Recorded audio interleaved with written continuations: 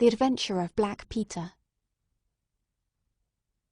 I have never known my friend to be in better form, both mental and physical, than in the year '95. His increasing fame had brought with it an immense practice, and I should be guilty of an indiscretion if I were even to hint at the identity of some of the illustrious clients who crossed our humble threshold in Baker Street. Holmes, however, like all great artists, lived for his art's sake, and, save in the case of the Duke of Holderness, I have seldom known him claim any large reward for his inestimable services. So unworldly was he, or so capricious, that he frequently refused his help to the powerful and wealthy, where the problem made no appeal to his sympathies, while he would devote weeks of most intense application to the affairs of some humble client, whose case presented those strange and dramatic qualities which appealed to his imagination and challenged his ingenuity. In this memorable year '95, a curious and incongruous succession of cases had engaged his attention, ranging from his famous investigation of the sudden death of Cardinal Tosca, an inquiry which was carried out by him at the express desire of His Holiness the Pope, down to his arrest of Wilson, the notorious canary trainer, which removed a plague spot from the East End of London. Close on the heels of these two famous cases came the tragedy of Woodman's Lee, and the very obscure circumstances which surrounded the death of Captain Peter Carey.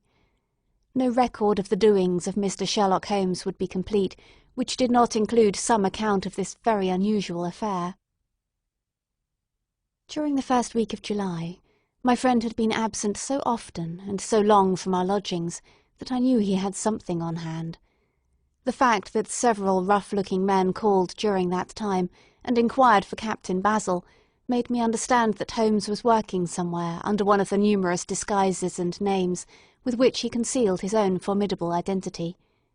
He had at least 5 small refuges in different parts of London, in which he was able to change his personality. He said nothing of his business to me, and it was not my habit to force a confidence. The first positive sign which he gave me of the direction which his investigation was taking was an extraordinary one. He had gone out before breakfast, and I had sat down to mine when he strode into the room, his hat upon his head, and a huge barbed-headed spear tucked like an umbrella under his arm. "Good gracious, Holmes!" I cried. "You don't mean to say that you have been walking about London with that thing?" "I drove to the butcher's and back." "The butcher's?" "And I return with an excellent appetite. There can be no question, my dear Watson, of the value of exercise before breakfast. But I am prepared to bet that you will not guess the form that my exercise has taken."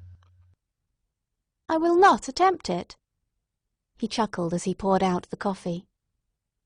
"If you could have looked into Allardyce's back shop, you would have seen a dead pig swung from a hook in the ceiling, and a gentleman in his shirt-sleeves furiously stabbing at it with this weapon. I was that energetic person, and I have satisfied myself that by no exertion of my strength can I transfix a pig with a single blow. Perhaps you would care to try?" "Not for worlds. But why were you doing this?" "Because it seemed to me to have an indirect bearing upon the mystery of Woodman's Lee. Ah, Hopkins, I got your wire last night, and I have been expecting you. Come and join us." Our visitor was an exceedingly alert man, 30 years of age, dressed in a quiet tweed suit, but retaining the erect bearing of one who was accustomed to official uniform. I recognized him at once as Stanley Hopkins, a young police inspector, for whose future Holmes had high hopes, while he in turn professed the admiration and respect of a pupil for the scientific methods of the famous amateur. Hopkins's brow was clouded, and he sat down with an air of deep dejection. "No, thank you, sir. I breakfasted before I came round. I spent the night in town, for I came up yesterday to report." "And what had you to report?" "Failure, sir. Absolute failure." "You have made no progress?" "None." "Dear me, I must have a look at the matter." "I wish to heavens that you would, Mr. Holmes. It's my first big chance, and I'm at my wit's end. For goodness sake, come down and lend me a hand." Well, well, it just happens that I have already read all the available evidence, including the report of the inquest, with some care. By the way, what do you make of that tobacco pouch found at the scene of the crime? Is there no clue there?" Hopkins looked surprised. "It was the man's own pouch, sir. His initials were inside it, and it was of sealskin, and he was an old sailor." But he had no pipe. "No, sir, we could find no pipe. Indeed, he smoked very little, and yet he might have kept some tobacco for his friends." No doubt. I only mention it because if I had been handling the case, I should have been inclined to make that the starting point of my investigation. However, my friend Dr. Watson knows nothing of this matter, and I should be none the worse for hearing the sequence of events once more. Just give us some short sketches of the essentials. Stanley Hopkins drew a slip of paper from his pocket. "I have a few dates which will give you the career of the dead man, Captain Peter Carey. He was born in 45, 50 years of age. He was a most daring and successful seal and whale fisher. In 1883 he commanded the steam sailor Sea Unicorn, of Dundee. He had then had several successful voyages in succession, and in the following year, 1884, he retired. After that he travelled for some years, and finally he bought a small place called Woodman's Lee, near Forest Row in Sussex. There he lived for 6 years, and there he died just a week ago today. There were some most singular points about the man. In ordinary life he was a strict Puritan, a silent, gloomy fellow. His household consisted of his wife, his daughter, aged 20, and 2 female servants. These last were continually changing, for it was never a very cheery situation, and sometimes it became past all bearing. The man was an intermittent drunkard, and when he had the fit on him he was a perfect fiend. He has been known to drive his wife and daughter out of doors in the middle of the night, and flog them through the park until the whole village outside the gates was aroused by their screams. He was summoned once for a savage assault upon the old vicar, who called upon him to remonstrate with him upon his conduct. In short, Mr. Holmes, you would go far before you found a more dangerous man than Peter Carey, and I have heard that he bore the same character when he commanded his ship. He was known in the trade as Black Peter, and the name was given him not only on account of his swarthy features and the colour of his huge beard, but for the humours which were the terror of all around him. I need not say that he was loathed and avoided by every one of his neighbours, and that I have not heard one single word of sorrow about his terrible end. You must have read in the account of the inquest about the man's cabin, Mr. Holmes, but perhaps your friend here has not heard of it. He had built himself a wooden outhouse, he always called it the cabin, a few 100 yards from his house, and it was here that he slept every night. It was a little single-roomed hut, 16 feet by 10. He kept the key in his pocket, made his own bed, cleaned it himself, and allowed no other foot to cross the threshold. There are small windows on each side, which were covered by curtains and never opened. One of these windows was turned towards the high road, and when the light burned in it at night, the folk used to point it out to each other and wonder what Black Peter was doing in there. That's the window, Mr. Holmes, which gave us one of the few bits of positive evidence that came out at the inquest. You remember that a stonemason, named Slater, walking from Forest Row about 1 o'clock in the morning, 2 days before the murder, stopped as he passed the grounds, and looked at the square of light still shining among the trees. He swears that the shadow of a man's head turned sideways was clearly visible on the blind, and that this shadow was certainly not that of Peter Carey, whom he knew well. It was that of a bearded man, but the beard was short and bristled forward in a way very different from that of the captain. So he says, but he had been 2 hours in the public-house, and it is some distance from the road to the window. Besides, this refers to the Monday, and the crime was done upon the Wednesday. On the Tuesday, Peter Carey was in one of his blackest moods, flushed with drink and as savage as a dangerous wild beast. He roamed about the house, and the women ran for it when they heard him coming. Late in the evening he went down to his own hut.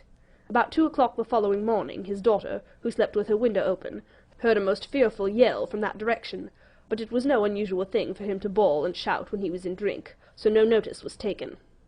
On rising at 7, one of the maids noticed that the door of the hut was open, but so great was the terror which the man caused that it was midday before anyone would venture down to see what had become of him.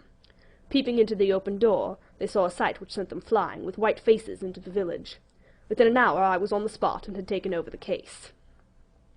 Well, I have fairly steady nerves, as you know, Mr. Holmes, but I give you my word that I got a shake when I put my head into that little house. It was droning like a harmonium with the flies and bluebottles, and the floor and walls were like a slaughter-house. He had called it a cabin, and a cabin it was, sure enough, though you would have thought you were in a ship. There was a bunk at one end, a sea-chest, maps and charts, a picture of the Sea Unicorn, a line of log-books on a shelf, all exactly as one would expect to find it in the captain's room. And there, in the middle of it, was the man himself, his face twisted like a lost soul in torment, and his great brindled beard stuck upward in his agony. Right through his broad breast a steel harpoon had been driven, and it had sunk deep into the wood of the wall behind him. He was pinned like a beetle on a card. Of course he was quite dead, and had been so from the instant that he had uttered that last yell of agony. I know your methods, sir, and I applied them. Before I permitted anything to be removed, I examined most carefully the ground outside, and also the floor of the room. There were no footmarks. Meaning that you saw none? I assure you, sir, that there were none. My good Hopkins, I have investigated many crimes, but I have never yet seen one which was committed by a flying creature. As long as the criminal remains upon 2 legs, so long must there be some indentation, some abrasion, some trifling displacement which can be detected by the scientific searcher. It is incredible that this blood-bespattered room contained no trace which could have aided us. I understand, however, from the inquest that there were some objects which you failed to overlook? The young inspector winced at my companion's ironical comments. I was a fool not to call you in at the time, Mr. Holmes. However, it is past praying for now. Yes, there were several objects in the room which called for special attention. One was the harpoon with which the deed was committed. It had been snatched down from a rack on the wall. 2 others remained there, and there was a vacant place for the third. On the stock was engraved SS C. Unicorn Dundee. This seemed to establish that the crime had been done in a moment of fury, and that the murderer had seized the first weapon which came in his way. The fact that the crime was committed at 2 in the morning, and yet Peter Carey was fully dressed, suggested that he had an appointment with the murderer, which is borne out by the fact that a bottle of rum and 2 dirty glasses stood upon the table. Yes, said Holmes. I think that both inferences are permissible. Was there any other spirit but rum in the room? Yes, there was a tantalus containing brandy and whiskey on the sea-chest. It is of no importance to us, however, since the decanters were full, and it had therefore not been used. For all that, its presence has some significance, said Holmes. However, let us hear some more about the objects which do seem to you to bear upon the case. There was this tobacco pouch upon the table. What part of the table? It lay in the middle. It was of coarse sealskin, the straight-haired skin, with a leather thong to bind it. Inside was P.C. on the flap. There was half an ounce of strong ship's tobacco in it. Excellent. What more? Stanley Hopkins drew from his pocket a drab-covered notebook. The outside was rough and worn, the leaves discoloured. On the first page were written the initials J.H.N. and the date 1883. Holmes laid it on the table and examined it in his minute way, while Hopkins and I gazed over each shoulder. On the second page were the printed letters C.P.R., and then came several sheets of numbers. Another heading was Argentine, another Costa Rica, and another San Paulo, each with pages of signs and figures after it. What do you make of these? asked Holmes. They appeared to be lists of stock exchange securities. I thought that J.H.N. were the initials of a broker, and that C.P.R. may have been his client. Try Canadian Pacific Railway, said Holmes. Stanley Hopkins swore between his teeth and struck his thigh with his clenched hand. What a fool I have been, he cried. Of course it is as you say. Then J.H.N. are the only initials we have to solve. I have already examined the old stock exchange lists, and I can find no one in 1883, either in the house or among the outside brokers, whose initials correspond with these. Yet I feel that the clue is the most important one that I hold. You will admit, Mr. Holmes, that there is a possibility that these initials are those of the second person who was present, in other words, of the murderer. I would also urge that the introduction into the case of a document relating to large masses of valuable securities gives us for the first time some indication of a motive for the crime. Sherlock Holmes's face showed that he was thoroughly taken aback by this new development. I must admit both your points, said he. I confess that this notebook, which did not appear at the inquest, modifies any views which I may have formed. I had come to a theory of the crime in which I can find no place for this. Have you endeavoured to trace any of the securities here mentioned? Inquiries are now being made at the offices, but I fear that the complete register of the stockholders of these South American concerns is in South America, and that some weeks must elapse before we can trace the shares. Holmes had been examining the cover of the notebook with his magnifying lens. Surely there is some discoloration here, said he. Yes, sir, it is a bloodstain. I told you I picked the book off the floor. Was the bloodstain above or below? On the side next to the boards. Which proves, of course, that the book was dropped after the crime was committed. Exactly, Mr. Holmes. I appreciated that point, and I conjectured that it was dropped by the murderer in his hurried flight. It lay near the door. I suppose that none of these securities have been found among the property of the dead man? No, sir. Have you any reason to suspect robbery? No, sir. Nothing seemed to have been touched. Dear me, it is certainly a very interesting case. Then there was a knife, was there not? A sheath knife, still in its sheath.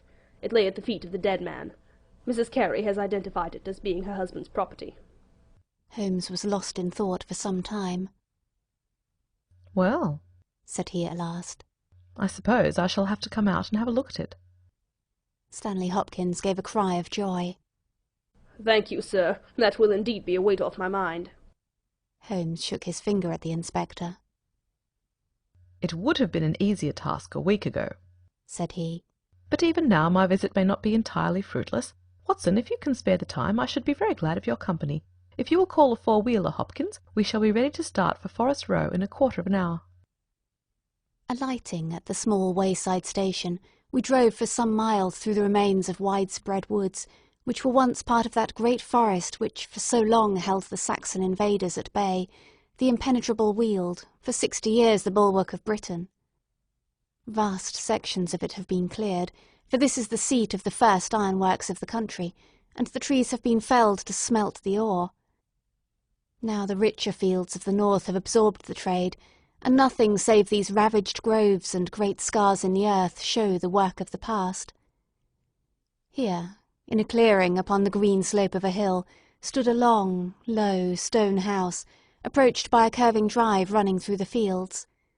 Nearer the road, and surrounded on 3 sides by bushes, was a small outhouse, one window and the door facing in our direction. It was the scene of the murder. Stanley Hopkins led us first to the house, where he introduced us to a haggard, grey-haired woman, the widow of the murdered man, whose gaunt and deep-lined face, with the furtive look of terror in the depths of her red-rimmed eyes, told of the years of hardship and ill-usage which she had endured. With her was her daughter, a pale, fair-haired girl, whose eyes blazed defiantly at us as she told us that she was glad that her father was dead, and that she blessed the hand which had struck him down. It was a terrible household that Black Peter Carey had made for himself, and it was with a sense of relief that we found ourselves in the sunlight again, and making our way along a path which had been worn across the fields by the feet of the dead man. The outhouse was the simplest of dwellings, wooden-walled, shingle-roofed, one window beside the door and one on the farther side. Stanley Hopkins drew the key from his pocket and had stooped to the lock, when he paused with a look of attention and surprise upon his face. "Someone has been tampering with it," he said. There could be no doubt of the fact. The woodwork was cut, and the scratches showed white through the paint, as if they had been that instant done. Holmes had been examining the window. Someone has tried to force this also. Whoever it was has failed to make his way in. He must have been a very poor burglar. "This is a most extraordinary thing," said the inspector. "I could swear that these marks were not here yesterday evening." "Some curious person from the village, perhaps," I suggested. "Very unlikely. Few of them would dare set foot in these grounds, far less try to force their way into the cabin. What do you think of it, Mr. Holmes?" I think that fortune is very kind to us. "You mean that the person will come again?" It is very probable. He came expecting to find the door open. He tried to get in with the blade of a very small penknife. He could not manage it. What would he do? "Come again next night with a more useful tool." So I should say. It will be our fault if we are not there to receive him. Meanwhile, let me see the inside of the cabin. The traces of the tragedy had been removed, but the furniture within the little room still stood as it had been on the night of the crime.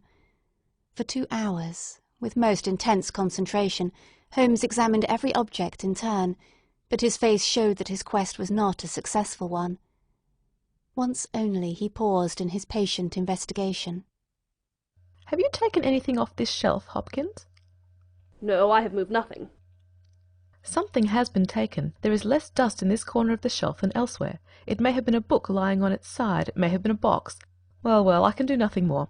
Let us walk in these beautiful woods, Watson, and give a few hours to the birds and the flowers. We shall meet you here later, Hopkins, and see if we can come to closer quarters with the gentleman who has paid this visit in the night.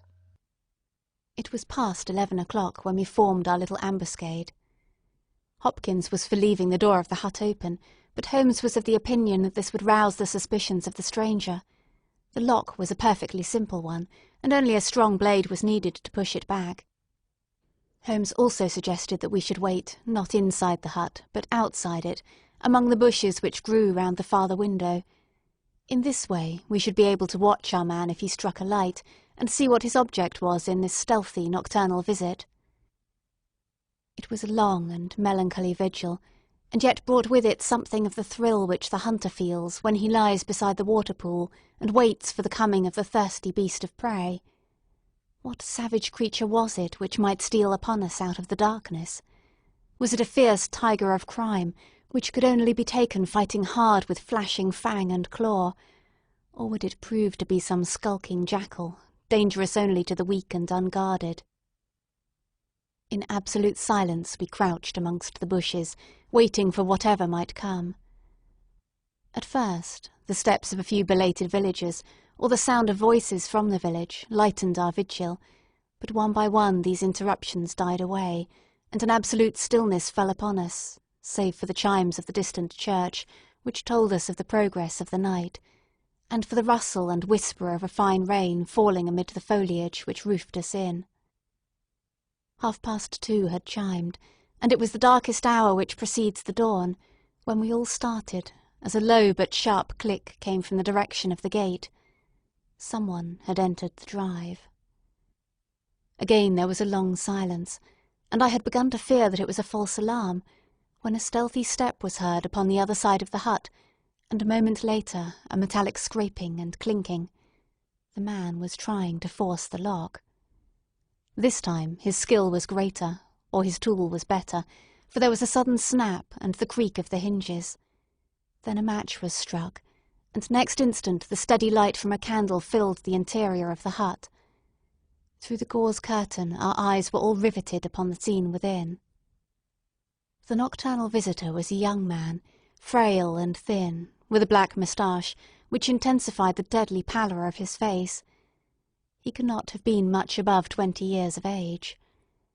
I have never seen any human being who appeared to be in such a pitiable fright, for his teeth were visibly chattering, and he was shaking in every limb.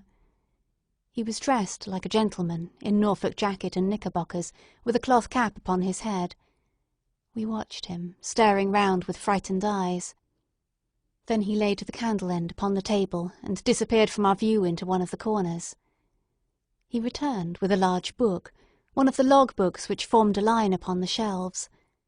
Leaning on the table, he rapidly turned over the leaves of this volume until he came to the entry which he sought. Then, with an angry gesture of his clenched hand, he closed the book, replaced it in the corner, and put out the light. He had hardly turned to leave the hut when Hopkins's hand was on the fellow's collar, and I heard his loud gasp of terror as he understood that he was taken. The candle was relit, and there was our wretched captive, shivering and cowering in the grasp of the detective. He sank down upon the sea-chest and looked helplessly from one of us to the other. "Now, my fine fellow," said Stanley Hopkins. "who are you, and what do you want here?" The man pulled himself together and faced us with an effort at self-composure. "Oh, you're detectives, I suppose?" said he. "You imagine I'm connected with the death of Captain Peter Carey. I assure you that I'm innocent." "We'll see about that," said Hopkins. "First of all, what is your name?" "It is John Hopley Neligan." I saw Holmes and Hopkins exchange a quick glance. "What are you doing here?" "Can I speak confidentially?" "No, certainly not." "Why should I tell you?" "If you have no answer, it may go badly with you at the trial." The young man winced. "Well, I will tell you," he said. "Why should I not? And yet I hate to think of this old scandal gaining a new lease of life. Did you ever hear of Dawson and Neligan?" I could see from Hopkins's face that he never had, but Holmes was keenly interested. You mean the West Country bankers? Said he. They failed for $1 million, ruined half the country families of Cornwall, and Nelligan disappeared. Exactly. Nelligan was my father. At last we were getting something positive, and yet it seemed a long gap between an absconding banker and Captain Peter Carey, pinned against the wall with one of his own harpoons. We all listened intently to the young man's words. It was my father who was really concerned. Dawson had retired. I was only 10 years of age at the time, but I was old enough to feel the shame and horror of it all. It has always been said that my father stole all the securities and fled. It is not true. It was his belief that if he were given time in which to realize them, all would be well and every creditor paid in full. He started in his little yacht for Norway just before the warrant was issued for his arrest. I can remember that last night, when he bade farewell to my mother. He left us a list of the securities he was taking, and he swore that he would come back with his honour cleared, and that none who had trusted him would suffer. Well, no word was ever heard from him again. Both the yacht and he vanished utterly. We believed, my mother and I, that he and it, with the securities that he had taken with him, were at the bottom of the sea. We had a faithful friend, however, who was a businessman, and it was he who discovered some time ago that some of the securities which my father had with him had reappeared on the London market. You can imagine our amazement. I spent months in trying to trace them, and at last, after many doubtings and difficulties, I discovered that the original seller had been Captain Peter Carey, the owner of this hut. Naturally, I made some inquiries about the man. I found that he had been in command of a whaler, which was due to return from the Arctic seas at the very time when my father was crossing to Norway. The autumn of that year was a stormy one, and there was a long succession of southerly gales. My father's yacht may well have been blown to north, and there met by Captain Peter Carey's ship. If that was so, what had become of my father? In any case, I could prove from Peter Carey's evidence how these securities came on the market. It would be a proof that my father had not sold them, and that he had no view to personal profit when he took them. I came down to Sussex with the intention of seeing the captain, but it was at this moment that his terrible death occurred. I read at the inquest of a description on his cabin, in which it stated that all logbooks of his vessel were preserved in it. It struck me that if I could see what occurred in the month of August 1883, on board the Sea Unicorn, I might settle the mystery of my father's tale. I tried last night to get at these logbooks, but was unable to open the door. Tonight I tried again and succeeded, but I find that the pages which deal with that month have been torn from the book. It was at that moment I found myself a prisoner in your hands. Is that all? Asked Hopkins. Yes, that is all. His eyes shifted as he said it. You have nothing else to tell us? He hesitated. No, there is nothing. You have not been here before last night? No. Then how do you account for that? Cried Hopkins, as he held up the damning notebook with the initials of our prisoner on the first leaf and the blood-stain on the cover. The wretched man collapsed. He sank his face in his hands and trembled all over. Oh, where did you get it? He groaned. Oh, I did not know. I thought I had lost it at the hotel. That is enough, said Hopkins sternly. Whatever else you have to say, you must say in court. You will walk down with me now to the police station. Well, Mr. Holmes, I am very much obliged to you, and to your friend for coming down to help me. As it turns out, your presence was unnecessary, and I would have brought the case to this successful issue without you, but none the less I am grateful. Rooms have been reserved for you at the Brambletye Hotel, so we can all walk down to the village together. Well, Watson, what do you think of it? Asked Holmes as we travelled back next morning. I can see that you are not satisfied. Oh yes, my dear Watson, I am perfectly satisfied. At the same time, Stanley Hopkins' methods do not commend themselves to me. I am disappointed in Stanley Hopkins. I had hoped for better things from him. One should always look for a possible alternative and provide against it. It is the first rule of criminal investigation. What, then, is the alternative? The line of investigation which I have myself been pursuing. It may give us nothing, I cannot tell, but at least I shall follow it to the end. Several letters were waiting for Holmes at Baker Street. He snatched one of them up, opened it, and burst out into a triumphant chuckle of laughter. Excellent, Watson. The alternative develops. Have you telegraph forms? Just write a couple of messages for me. Sumner, shipping agent, Ratcliffe Highway. Send 3 men on to arrive 10 tomorrow morning, Basil. That's my name in those parts. The other is Inspector Stanley Hopkins, 46 Lord Street, Brixton. Come breakfast tomorrow at 9:30. Important. Wire if unable to come. Sherlock Holmes. There, Watson, this infernal case has haunted me for 10 days. I hereby banish it completely from my presence. Tomorrow, I trust, we shall hear the last of it forever. Sharp at the hour named, Inspector Stanley Hopkins appeared, and we sat down together to the excellent breakfast which Mrs. Hudson had prepared. The young detective was in high spirits at his success. You really think that your solution must be correct? Asked Holmes. I could not imagine a more complete case. It did not seem to me conclusive. You astonish me, Mr. Holmes. What more could one ask for? Does your explanation cover every point? Undoubtedly. I find that young Nelligan arrived at the Brambletye Hotel on the very day of the crime. He came on the pretence of playing golf. His room was on the ground floor, and he could get out when he liked.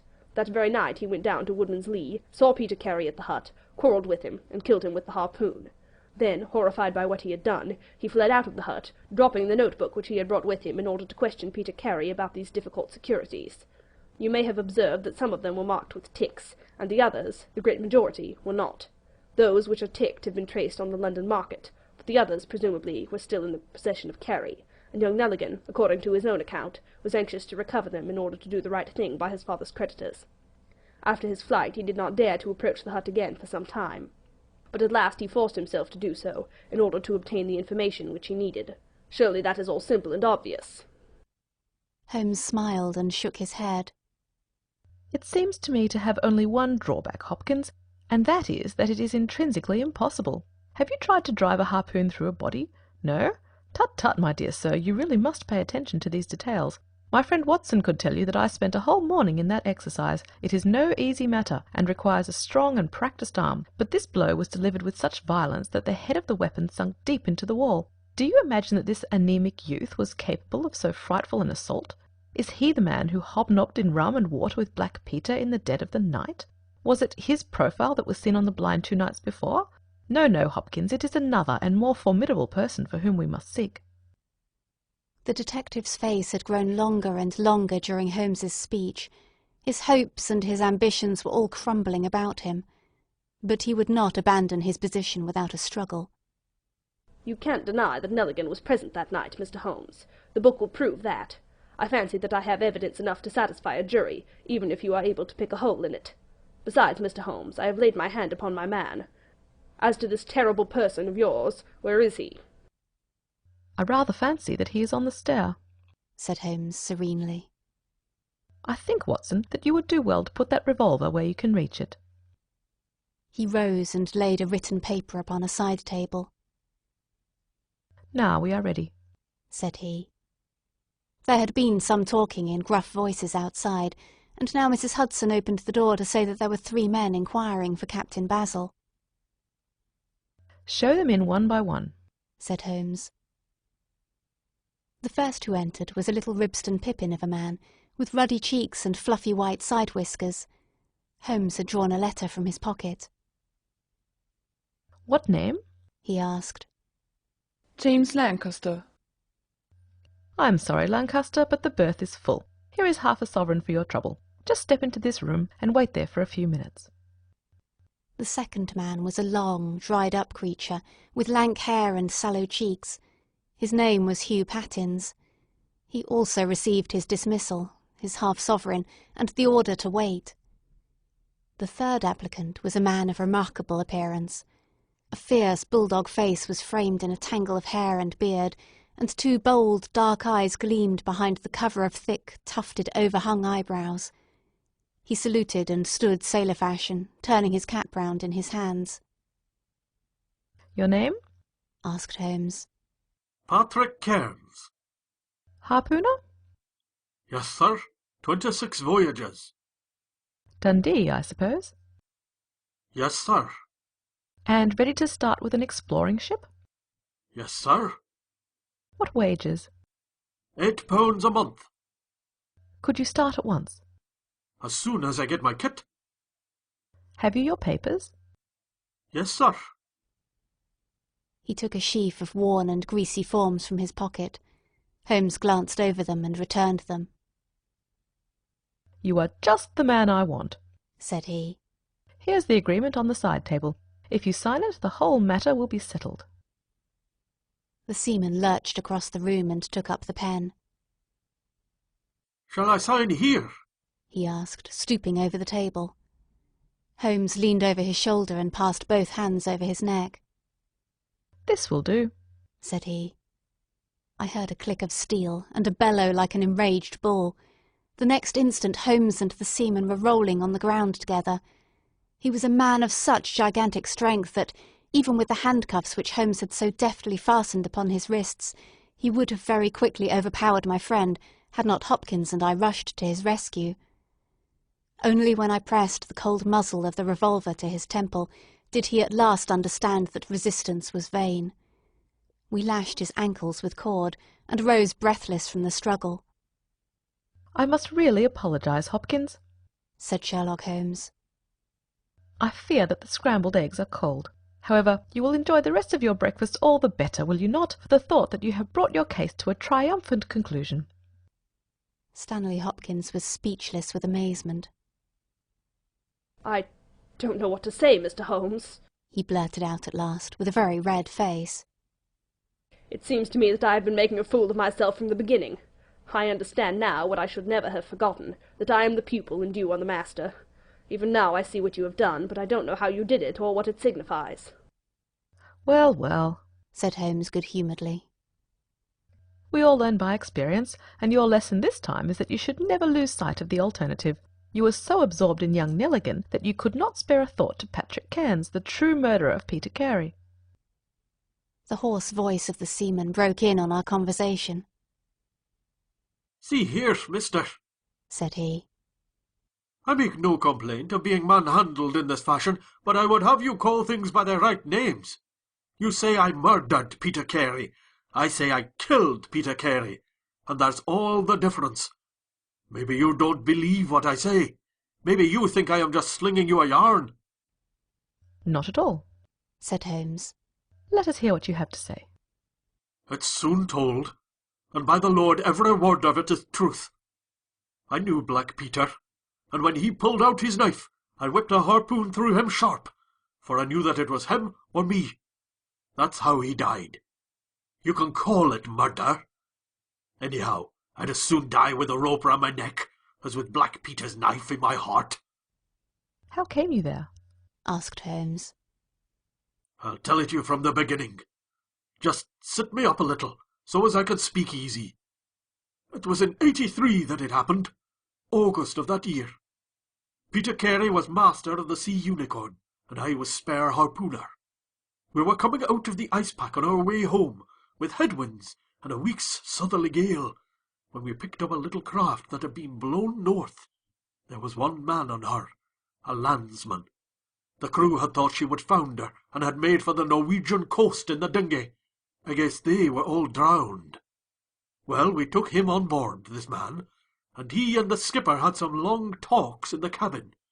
All the baggage we took off with him was one tin box. So far as I know, the man's name was never mentioned, and on the second night he disappeared, as if he had never been. It was given out that he had either thrown himself overboard or fallen overboard in the heavy weather that we were having. Only one man knew what had happened to him, and that was me, for with my own eyes I saw the skipper tip up his heels and put him over the rail in the middle watch of a dark night, 2 days before we sighted the Shetland lights. Well, I kept my knowledge to myself, and waited to see what would come of it. When we got back to Scotland, it was easily hushed up, and nobody asked any questions. The stranger died by accident, and it was nobody's business to inquire. Shortly after, Peter Carey gave up the sea, and it was long years before I could find where he was. I guessed that he had done the deed for the sake of what was in that tin box, and that he could afford now to pay me well for keeping my mouth shut. I found out where he was through a sailor-man that had met him in London, and down I went to squeeze him. The first night he was reasonable enough, and was ready to give me what would make me free of the sea for life. We were to fix it all 2 nights later. When I came, I found him 3 parts drunk, and in a vile temper. We sat down, and we drank, and we yarned about old times, but the more he drank, the less I liked the look on his face. I spotted that harpoon up on the wall, and I thought I might need it before I was through. Then at last he broke out at me, spitting and cursing, with murder in his eyes, and a great clasp-knife in his hand. He had not the time to get it from the sheath before I had the harpoon through him. Heavens, what a yell he gave! And his face gets between me and my sleep. I stood there, with his blood splashing round me, and I waited for a bit, but all was quiet, so I took heart once more. I looked round, and there was the tin box on the shelf. I had as much right to it as Peter Carey anyhow, so I took it with me, and left the hut. Like a fool I left my baccy pouch up on the table. Now I'll tell you the queerest part of the whole story. I had hardly got outside the hut when I heard someone coming, and I hid among the bushes. A man came slinking along, went into the hut, gave a cry as if he had seen a ghost, and legged it as hard as he could run until he was out of sight. Who he was or what he wanted is more than I can tell. For my part, I walked 10 miles, got a train at Tunbridge Wells, and so reached London, and no one the wiser. Well, when I came to examine the box, I found there was no money in it, and nothing but papers that I would not dare to sell. I had lost my hold on Black Peter, and was stranded in London without a shilling. There was only my trade left. I saw these advertisements about harpooners and high wages, so I went to the shipping agents, and they sent me here. That's all I know. And I say again that if I killed Black Peter, the law should give me thanks, for I saved them the price of a hempen rope. A very clear statement, said Holmes, rising and lighting his pipe. I think, Hopkins, that you should lose no time in conveying your prisoner to a place of safety. This room is not well adapted for a cell, and Mr. Patrick Cairns occupies too large a proportion of our carpet. Mr. Holmes, said Hopkins, I do not know how to express my gratitude. Even now I do not understand how you have attained this result. Simply by having the good fortune to get the right clue from the beginning.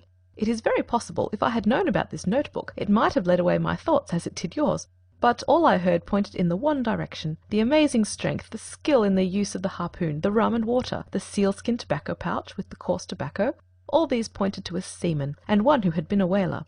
I was convinced that the initials P.C. upon the pouch were a coincidence, and not those of Peter Carey, since he seldom smoked, and no pipe was found in his cabin. You remember that I asked whether whisky and brandy were in the cabin. You said they were. How many landsmen are there who would drink rum when they could get at these other spirits? Yes, I was certain it was a seaman. And how did you find him? My dear sir, the problem had become a very simple one. If it were a seaman, it could only be a seaman who had been with him on the Sea Unicorn. So far as I could learn, he had sailed in no other ship. I spent 3 days in wiring to Dundee, and at the end of that time I had ascertained the names of the crew of the Sea Unicorn in 1883. When I found Patrick Cairns among the harpooners, my research was nearing its end. I argued that the man was probably in London, and that he would desire to leave the country for a time. I therefore spent some days in the East End, devised an Arctic expedition, put forth tempting terms for harpooners who would serve under Captain Basil, and behold the result. Wonderful! cried Hopkins. Wonderful! You must obtain the release of young Nelligan as soon as possible, said Holmes. I confess that I think you owe him some apology. The tin box must be returned to him, but of course the securities which Peter Carey has sold are lost forever. There's the cab, Hopkins, and you can remove your man. If you want me for the trial, my address and that of Watson will be somewhere in Norway. I'll send particulars later. End of section 6.